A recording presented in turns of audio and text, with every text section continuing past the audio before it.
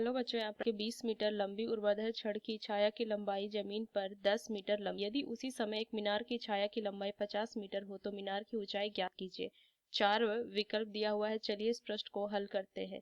मुख्य अवधारणा, अगर मैं मुख्य अवधारणा इस प्रश्न का लिखूं तो मुख्य अवधारणा देखिए तो इस प्रश्न में हम त्रिभुजों की समरूपता देखेंगे। चलिए इस प्रश्न को हल करते हैं। तो देखिए, सबसे पहले अगर जो प्रश्न में दिया है कि एक 20 मीटर लंबी ऊर्ध्वाधर छड़ की छाया जो है जमीन पे 10 मीटर पड़ रही है, मान लीजिए 10 मीटर पड़ रही है ये, और ये 20 मीटर है। अब बोल रहा है कि उसी समय एक मीनार की छाया की लंबाई 50 मीटर हो।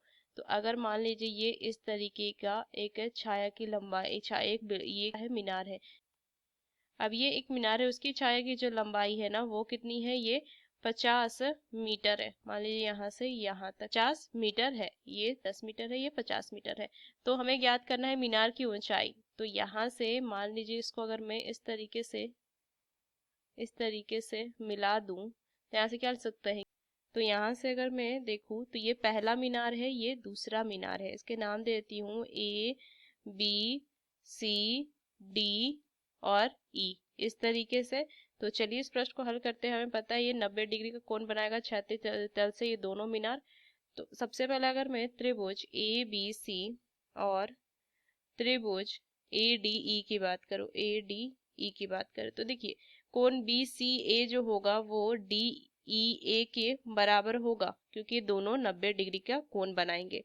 उस तरीके से बी ए सी देखूं, ये किसके बराबर हो जाएगा, डी ए ई की बराबर होगा, क्योंकि दोनों जो है वो उभयनिष्ठ कोण है, उभयनिष्ठ है। तो ये बराबर होंगे। तो यहाँ से मैं कह सकती हूँ कि त्रिभुज ए बी सी जो होगा ये समरूप होगा ए डी ई के, ये मैं कह सकती हूँ। वो भी ए समरूपता से। वो त्रिभुज समरूप है तो इनकी संगत भुजाओं का अनुपात बराबर होगा। तो यहाँ से लिख सकती हूँ बी सी बटा डी ई बराबर में यहाँ से हो जाएगा ए सी बटा में ए, ये लिख सकती हूँ। तो देखो बी सी मुझे कितना दिया हुआ है 20 बटा में डी ई बराबर में यहाँ से ए सी कितना है 10 बटा में ई ए 50 है। तो ये कटेगा 5 बार में और ये एक बार में, तो डी ई का जो मान आ जाएगा 20 गुना 5 100 मीटर।